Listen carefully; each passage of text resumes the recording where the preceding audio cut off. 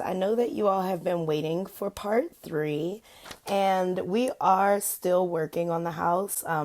We're not done yet. We're very close to being done, but some things have been taking a little bit longer than we really expected.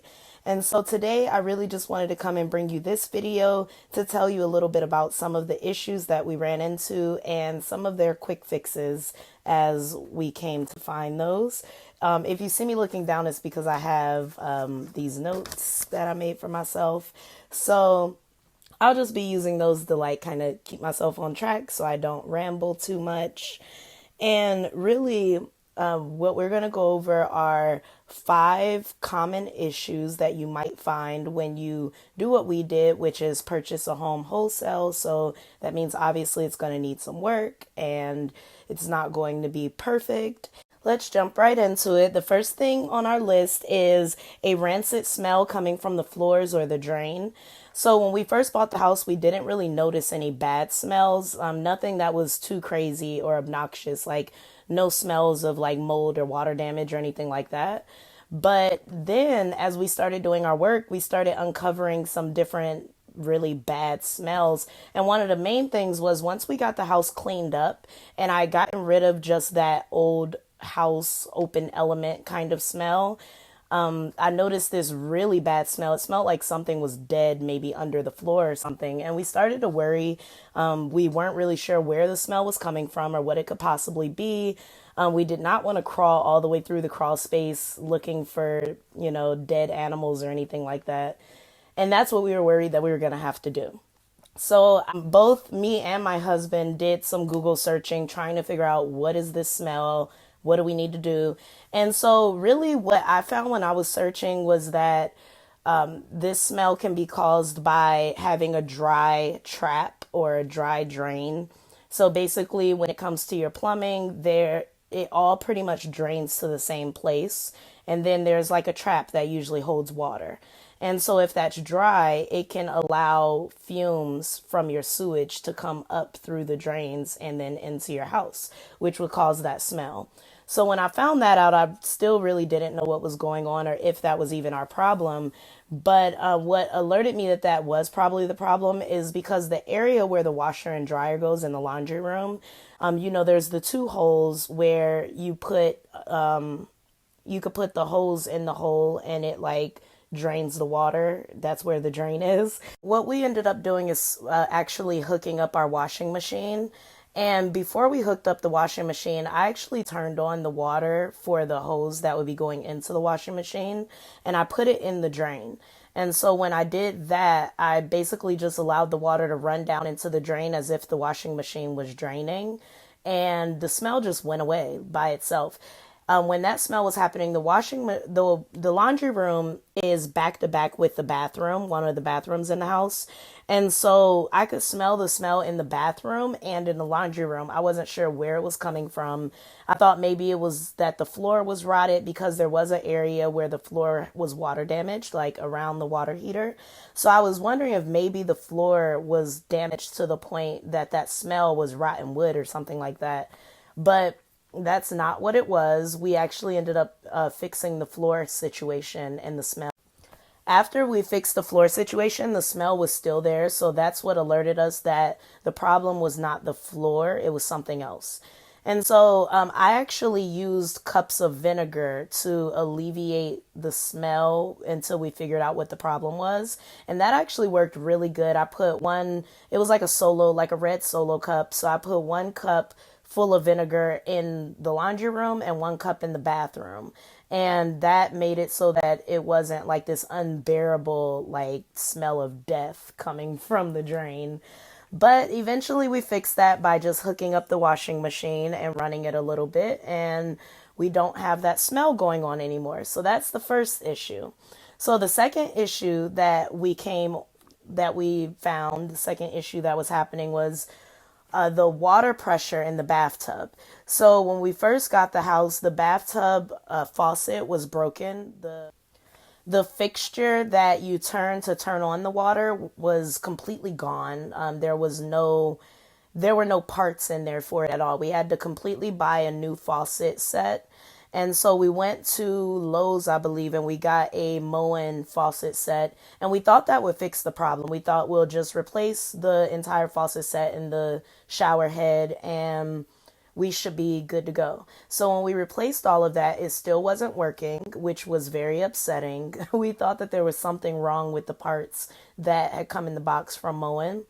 And really, I won't really say we because I didn't think that was the problem, but hey, I didn't know what the problem was. So, but basically, once we just kind of kept going, at first we were working on the bathtub a lot, and then we were just kind of like, screw it, like we're going to move on to something else.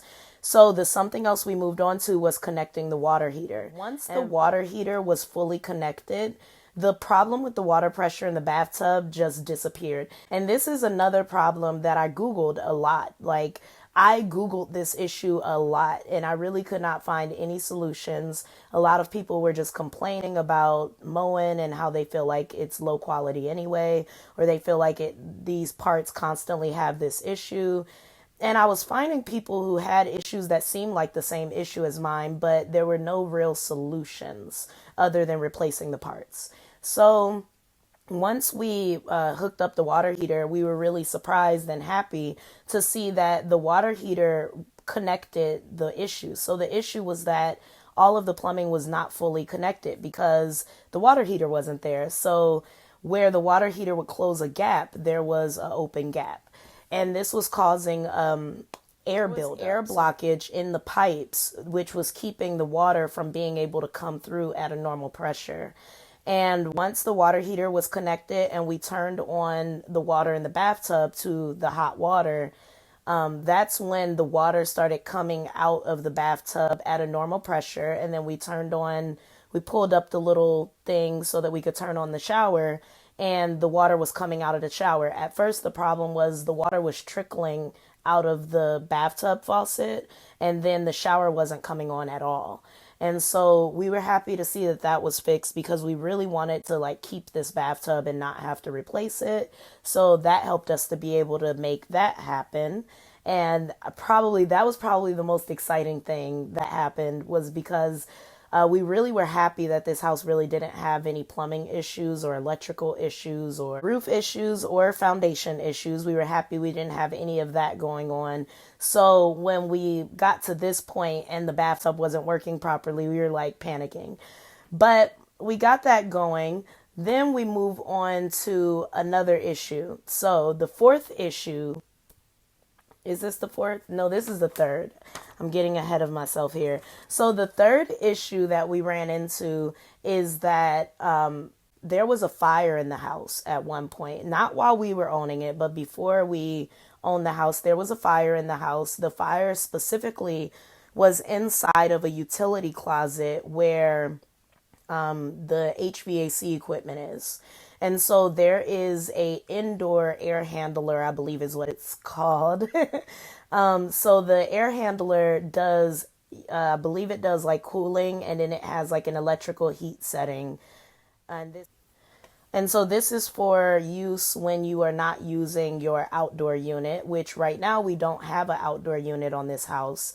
So we wanted to see if this air handler still worked and what we could possibly do with it for now. And so when we first opened the closet, I'll check and see if I have any pictures or videos of the closet. You're probably going to be like, whoa. So when we first opened the closet, it's completely black. The closet is charred, completely black. It was burnt up in a fire. So I believe, and my husband also believes this, that someone started a fire on purpose inside of that closet. My husband has this theory that the person started the fire so that they could turn on the air handler and the fan would suck up the hot air coming from the fire and heat the house. The problem is, I don't think that that's why the person did that. I think they were just trying to burn the house down because who does that? That doesn't even... So I don't think the person started the fire on purpose to heat the house. I think they started the fire on purpose to burn the house down. But fortunately, the fire did not leave the closet. It seems like that closet is the only thing that was burnt up in that fire. And surprisingly, the air handler did not get damaged. So when you're looking at the air handler, the outside of it looks perfectly fine. It's still silver. the entire, all of the wires that were going to and from the air handler were burnt up. They were completely singed. And so what we did is we rewired. I can't say we, I didn't rewire anything, but my husband rewired the system. And after he rewired it, he was actually able to get the heat going for a little bit. And right now it's pretty cold. The house is in Georgia, so it doesn't get as cold in Georgia as it definitely gets cold enough for you to want to turn on your heat and for you to be extremely uncomfortable if you are unable to turn on your heat. So that was one of the main things. Now that we have the house like livable and we're ready to like move in to finish the rest of the work, we really wanted to get the heat going because we have one, two, three, four. We have 4 fireplaces. There's a fireplace in each room, but I'm not really familiar with fireplaces. Neither is my husband. We've lit a couple fires, but we'd be way more comfortable if we have central heat. So that was our main thing that we wanted to get going. So we got the heat going, and that was great. But then in the middle of the night, we spent the night there. In the middle of the night, the heat just stopped working. And it was okay because we made it through most of the night with the heat. In the morning, we lit the fireplace. Like, it wasn't a huge deal. When the heat went out, what we realized is that there's a breaker on the air handler inside of that closet, and the breaker was damaged. So we needed to get a new breaker, and it's like a special kind of breaker. So we weren't able to just go to Lowe's or Home Depot and get a breaker. We actually tried that, and they didn't have the breaker we needed. So my husband had to order it from a supply house that specifically has supplies for like HVAC equipment. So we'll be putting that breaker in, and then we'll see if we get some heat coming out of that again. But that was really awesome. Like, it'll save us a lot of money for now because we don't have to rush to get any replacement equipment to heat the house until the summertime. So moving on from there, the next issue that we had was a leaky roof. Now, you remember I said, the house didn't really have any major issues like with the roof or anything, which is still true. Even with the leaks that we found, the roof is practically new as far as how often you really need to replace a roof. The roof is good. But what we noticed is that there were little cracks or areas where it just seemed like there wasn't good coverage. I'm not really sure what was up with that. We did buy some shingles, and we put additional shingles in certain areas. And then we also put Flex Seal. So we went up on the roof and sprayed Flex Seal in the areas where we were getting the leakage. So on one side of our house, the roof is shaped like a triangle. And so on that part of the roof, we weren't able to actually get up there. We just got sort of on the side and as close as we could, and we sprayed Flex Seal around a flue pipe that was coming out of the roof, which it seemed like the area around that flue pipe that was coming up out of the roof wasn't very, it wasn't sealed very good. And so when it rained, there was water seeping in around that area where it's like the roof is here and the pipe comes out. So we sprayed Flex Seal on that. That resolved that problem. And then in the bathroom, we were getting some water coming in above the bathtub.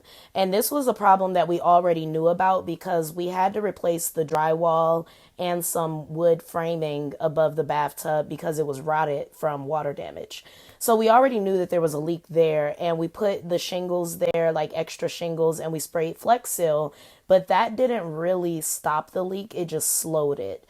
And so what we came to realize one day when it was raining, I actually got up on the roof because I'm like, this is not happening. We just replaced all this drywall and there's still a leak. I got up on the roof just to really see what was going on up there. And from what I determined, so that area of the roof above the bathtub is flat. And then there's another area of the roof coming from a different portion of the house that's a triangle.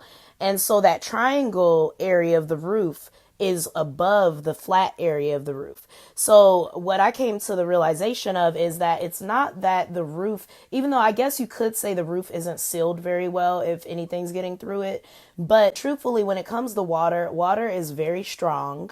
For those of you who don't remember in science class, water is very strong. It cuts through rock. It forms rock. So basically, water can get through anything if you give it time. So what's happening is the water is not just hitting the roof and then going into a hole in the roof or leaking in that sort of way. The water is piling up on the roof, and then there's leaves and things like that because of that. Water is running off of that part of the roof and landing on the flat area, rolling into the corner right by where the bathtub is, and it's just sitting there. So the longer it sits there, the more time it has to work its way into the house. So what we determined for that particular issue is we're going to need to put up a new gutter system. We'll need gutters on the triangular portion of the roof so that it can route the water away from the house instead of it piling up on the flat portion of the roof. And that should resolve that issue. For the time being, I just put a plastic tarp up there, and that's been keeping the water out. So I feel like the gutters will really help. And we haven't put the gutters up because we haven't started working on the outside of the house yet. We'll do that when we go out there to paint and all that kind of stuff. I saved the most fun topic for last. So some of you are going to be like, ew, oh my gosh. But I'm telling you, you need to hear this. You need to hear this. So the final, wait a minute, we went through 1, 2, 3, 4. Yeah, so this is 5. The 5th issue that we ran into was a roach infestation. Like, oh my gosh. I've never actually seen a real roach infestation or been in a situation where I had to clean one up or anything like that. So I didn't know. And when I first saw it, I didn't even know what I was looking at. It was just when I realized it, when I figured it out, I was grossed out. So let's get into that. A lot of times when you're dealing with investment properties, you are not the first person to invest in that property. Somebody else bought that house and rented it out to God knows who, and they did God knows what in there. So you'll run into a lot of cleanliness issues where the house is just not really fit to your standard. Sorry, I had to move that. The house is not really fit to your standard cleanliness wise because maybe you don't live like that. But there's people who do. So what happened is at first everything like I said, the house was really dirty. There were cobwebs everywhere. There was dirt actually built up along all of the trim, and like it was just really bad. So I went in and I did an initial clean, but then I had to go in again and do another cleaning like before I started painting. So at this point, you know, we're well past that. We've painted and everything, but in that moment when I was doing that, we took all of the coverings off of the electrical sockets and the switches. And when we did that, there was black and brown stuff like smeared, it seemed like, and really caked on. It was caked on, and I really wasn't sure what that was. I'm like, how did dirt get behind the outlet cover? And so at first I wasn't sure how to really approach that until I started looking some things up, and I found out that that's actually roach feces. Because when you have a really bad roach infestation, roaches are literally everywhere. They're in the walls, they're between the trim, they're between the framing, they're inside of the electrical sockets, they're behind the electrical outlet covers. They were just everywhere. And so when we got the house, we did not see any live roaches. The roach issue seemed to be a former roach issue. So there was a lot of roach feces everywhere, and we had to really scrub hard. I had to actually turn off the electricity so that I could scrub the electrical sockets because there was so much. It was just disgusting. And then also I realized that was another smell that I was smelling. I wasn't sure what that smell was. I have a really good sense of smell. And when I smell something bad, it bothers me. So I kept getting a whiff of something and I did not know what that smell was. But after doing some research, I found out that smell is actually the smell of a roach infestation. And so there was no actual live roaches. We took out all the cabinets. The cabinets did have dead roaches in them when we were taking those out. And we took out all of the drywall and the insulation in the kitchen as well as the bathroom and replaced that. The kitchen was the worst, and I guess that could be expected because usually when you attract any type of bug into your house, it's based on food, a source of food. So, obviously the kitchen must have had a lot of food laying around or not disposed of or whatever. And so that's where most of the roach feces and things like that was. And so we really just went in and cleaned all of that out. I bought different products to exterminate.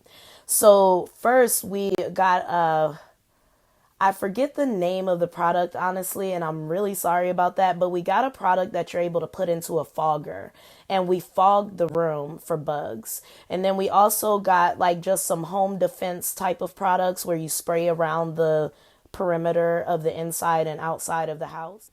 And then also I got Outdoor Raid. And I bought the Outdoor Raid because what I'd also noticed is in the backyard, which is behind the kitchen, there are a lot of roaches living in the yard.